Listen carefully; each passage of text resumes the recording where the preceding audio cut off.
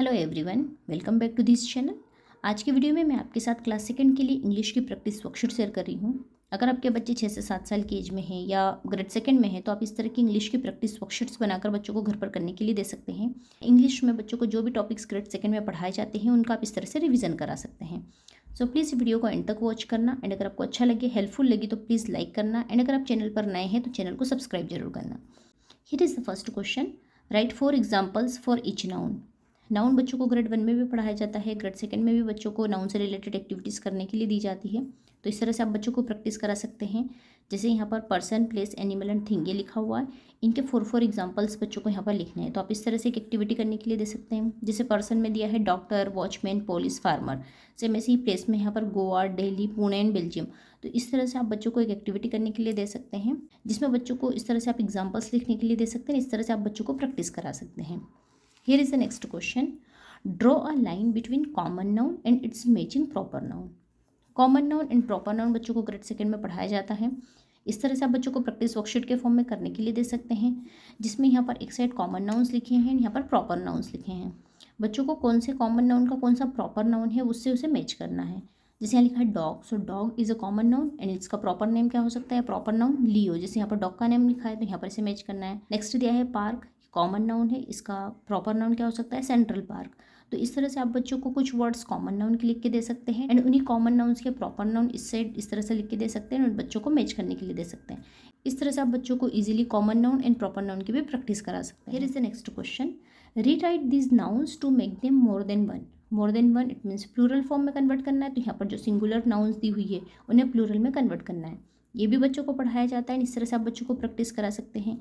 कुछ नाउन्स ऐसी होती है जिनमें हम एस का यूज़ करके प्लूरल में कन्वर्ट करते हैं, कहाँ पर हम ई एस का यूज़ करते हैं एंड कहाँ पर हम आई एस का यूज़ करके प्लूरल में कन्वर्ट करते हैं। इस पर मैंने ऑलरेडी वीडियो बनाया है। अगर आप देखना चाहते हैं तो आपको डिस्क्रिप्शन बॉक्स में ऊपर आई बटन पर लिंक मिल जाएगा, आप उसे जाकर चेकआउट कर सकते हैं। जैसे यहाँ दिया है ड्रेस, सो ड्रेस को प्लूरल बनाने के लिए हम क्या यूज़ करेंगे, ड्रेसेस, ई एस का यूज़ करेंगे। नेक्स्ट है चाइल्ड, इसका प्लूरल फॉर्म होगा चिल्ड्रन। मेन का होगा मेन, चेयर का होगा चेयर्स, बस का होगा बसेस। जैसे यहाँ दिया है बॉक्स तो यहाँ पर हम ई एस लगाएंगे, बॉक्सेस लिखेंगे। जैसे यहाँ लिखा है बटरफ्लाई तो यहाँ पर हम आई ई एस का यूज़ करेंगे, वाई को रिप्लेस करेंगे आई एस से। तो इस तरह से बटरफ्लाई को बटरफ्लाइज में कन्वर्ट करेंगे। तो इस तरह से बच्चों को सिंगुलर प्लूरल वाली एक्टिविटीज़ भी करने के लिए दी जाती हैं। इस तरह से आप सिंगुलर वर्ड्स को बच्चों को प्लूरल में कन्वर्ट करने के लिए दे सकते हैं। इस तरह से आप बच्चों को प्रैक्टिस करा सकते हैं। Here is the next question. Complete the story using appropriate pronoun. यहाँ पर प्रोनाउन वर्ड का यूज़ करना है एंड इस स्टोरी को कंप्लीट करना है। जैसे यहाँ पर मैंने 5 प्रोनाउन वर्ड्स लिखे हैं, I, we, she, her and it. इन 5 प्रोनाउन वर्ड्स का यूज़ करना है एंड ब्लैंक स्पेस में फिल करके स्टोरी को कंप्लीट करना है। तो इस तरह से आप बच्चों को कोई भी एक स्टोरी लिखकर या सेंटेंसेस के फॉर्म में बच्चों को प्रोनाउंस की भी प्रैक्टिस करा सकते हैं। प्रोनाउन बच्चों को क्लास फर्स्ट में भी पढ़ाया जाता है एंड सेकंड में भी पढ़ाया जाता है। तो आप इस तरह से बच्चों को प्रैक्टिस करा सकते हैं। Here is the next question. Right 1 sentence using each word. यहाँ पर कुछ वर्ब्स दी हुई है, इन वर्ब्स का यूज़ करके बच्चों को एक एक सेंटेंस बनाना है। जैसे यहाँ दिया है वॉक, सो वॉक से रिलेटेड एक सेंटेंस बनाना है। जैसे प्ले, सो प्ले का यूज़ करके एक सेंटेंस बनाना है। फिर यहाँ पर कुछ हेल्पिंग वर्ब्स भी दी हुई है, जैसे एम, वॉज, हैड, हैव। तो इनका यूज़ करके भी एक एक सेंटेंस बच्चों को बनाना है। इस तरह से आप बच्चों को मेन वर्ब्स, हेल्पिंग वर्ब्स इनके साथ सेंटेंसेस बनाने के लिए दे सकते हैं। इससे आप बच्चों को वर्ब्स का भी रिवीजन करा देंगे एंड इजीली आप बच्चों को सेंटेंस फॉर्मेशन की भी प्रैक्टिस करा देंगे। तो इस तरह से आप बच्चों को एक एक्टिविटी करने के लिए दे सकते हैं। Here is the next question. Right 1 describing word for each. यहाँ पर कुछ वर्ड्स दिए हुए हैं, जैसे दिया है pet, woman, bird, orange, house, tree, animal, ice cream and pizza. So इन वर्ड्स को डिस्क्राइब करने के लिए हम किन वर्ड्स का यूज़ कर सकते हैं, उन्हें हम डिस्क्राइबिंग वर्ड कहते हैं। तो जैसे यहाँ दिया है एनिमल, सो एनिमल को डिस्क्राइब करने के लिए वाइल्ड का यूज़ कर सकते हैं। हाउस के लिए हम बिग का यूज़ कर सकते हैं। ऑरेंज के लिए हम यूज़ कर सकते हैं राउंड या ज्यूसी। तो इस तरह से आप बच्चों को एक एक्टिविटी करने के लिए दे सकते हैं। नेक्स्ट क्वेश्चन है which joining words we can use to join sentences. यहाँ पर जॉइनिंग वर्ड्स दिए हुए हैं एंड, और, सो एंड बट। सो यहाँ पर कुछ सेंटेंसेस लिखे हुए हैं। यहाँ पर अप्रोप्रिएट जॉइनिंग वर्ड का यूज़ करना है एंड सेंटेंस को कंप्लीट करना है। जैसे फर्स्ट दिया है science, maths are his favourite subjects. So science and maths आएगा तो यहाँ पर आएगा एंड। नेक्स्ट है it is suppose to rain, so take your umbrella. तो यहाँ पर क्या आएगा, so the rain fell on the seeds and help them to grow. She says I love her dog but she never played with it. तो यहाँ पर आएगा but. Next है डू यू लाइक एप्पल और बनाना। तो इस तरह से आप बच्चों को जॉइनिंग वर्ड से रिलेटेड एक एक्टिविटी करने के लिए दे सकते हैं। नेक्स्ट क्वेश्चन है right opposite gender for each. Gender topic भी बच्चों को ग्रेड सेकंड में पढ़ाया जाता है, ग्रेड फर्स्ट में भी पढ़ाया जाता है। तो इस तरह से आप बच्चों को प्रैक्टिस करा सकते हैं। जैसे यहाँ दिया है मेन, सो मेन का अपोजिट जेंडर क्या होगा, वुमन।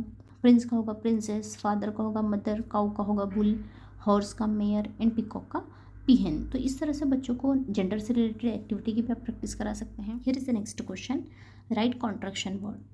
यहाँ पर कुछ वर्ड्स दिए हुए हैं, इन्हें कॉन्ट्रैक्ट करके किस तरह से लिखते हैं ये बच्चों को ग्रेड सेकंड में पढ़ाया जाता है। इस तरह से आप बच्चों को करने के लिए दे सकते हैं। जिन वर्ड्स को कॉन्ट्रैक्ट करना थोड़ा डिफिकल्ट है या आपके बच्चों को नहीं आता है, उन वर्ड्स को आप यूज़ करके उन्हें कॉन्ट्रैक्ट करने के लिए दे सकते हैं। तो इस तरह से कॉन्ट्रैक्शन फॉर्म भी बच्चों को ग्रेड सेकंड में पढ़ाया जाता है। इस तरह से आप बच्चों को प्रैक्टिस करा सकते हैं। Here is the next activity, use the preposition and complete the sentences. यहाँ पर कुछ सेंटेंसेस दिए हुए हैं, यहाँ पर कोई प्रपोजिशन वर्ड्स नहीं दिए हुए हैं कि जिनका यूज़ करना है। यहाँ पर बच्चों को सेंटेंस को पढ़ना है एंड उन्हें फाइंड करना है कि कौन सा प्रपोजिशन वर्ड हम यहाँ पर यूज़ करेंगे। जैसे यहाँ दिया the plane flies the mountains, तो यहाँ पर ब्लैंक स्पेस में क्या आएगा, over. The plane flies over the mountains. तो यहाँ पर बच्चों को खुद से फाइंड करना है कि यहाँ पर हम किस प्रपोजिशन वर्ड का यूज़ करेंगे। जैसे इनको यहाँ पर दिया है I left my mobile in the car, तो यहाँ पर इन का यूज़ करेंगे। तो इस तरह से बच्चों को अप्रोप्रिएट प्रीपोजिशन का यूज़ करना है एंड सेंटेंस को कंप्लीट करना है। तो इस तरह से आप बच्चों को एक एक्टिविटी करने के लिए दे सकते हैं। इस तरह से आप बच्चों को प्रैक्टिस करा सकते हैं। Here is the next question, right antonym and synonym words of given words. Antonym and synonym words भी बच्चों को ग्रेड सेकंड में पढ़ाए जाते हैं। तो इस तरह से आप बच्चों को करने के लिए दे सकते हैं। जैसे यहाँ कुछ वर्ड्स दिए हुए हैं, happy, ill, little, light and big. इन वर्ड्स के एंटोनिम वर्ड्स को यहाँ पर लिखना है, इन्हीं वर्ड्स के सिनोनिम वर्ड्स को यहाँ पर लिखना है। तो इस तरह से आप बच्चों को एंटोनिम एंड सिनोनिम दोनों की एक साथ प्रैक्टिस करा सकते हैं। जैसे यहाँ दिया है हैप्पी, सो हैप्पी का एंटोनिम वर्ड क्या होगा, या अपोजिट सैड एंड इसका सिमिलर मीनिंग वर्ड होगा जॉयफुल। इल का एंटोनिम होगा हेल्दी एंड इल का सिनोनिम वर्ड होगा सिक। नेक्स्ट है लिटिल, लिटिल का एंटोनिम वर्ड होगा बिग एंड इसका सिनोनिम वर्ड होगा स्मॉल। ऐसे यहाँ पर दिया है लाइट, सो इसका अपोजिट होगा डार्क एंड इसका सिनोनिम वर्ड होगा ब्राइट। नेक्स्ट दिया है बिग, सो एंटोनिम वर्ड होगा स्मॉल एंड सिनोनिम होगा टॉल। तो इस तरह से आप बच्चों को एक्टिविटी करने के लिए दे सकते हैं, जिसमें आप बच्चों को एंटोनिम और सिनोनिम वर्ड्स की एक साथ प्रैक्टिस करा सकते हैं। सेकंड में इंग्लिश ग्रामर में बच्चों को जो भी टॉपिक्स पढ़ाए जाते हैं उनके आप इस तरह से प्रैक्टिस वर्कशीट्स बनाकर प्रैक्टिस करा सकते हैं। एंड समर वेकेशंस में आप बच्चों को इस तरह से इंगेज रख सकते हैं। आई होप आपको ये वीडियो अच्छा लगा होगा। अगर अच्छा लगा है तो प्लीज़ वीडियो को लाइक करना एंड अगर आप चैनल पर नए हैं तो चैनल को सब्सक्राइब जरूर करना। हम मिलते हैं एक अच्छे से नई वीडियो के साथ। Till then bye bye, take care.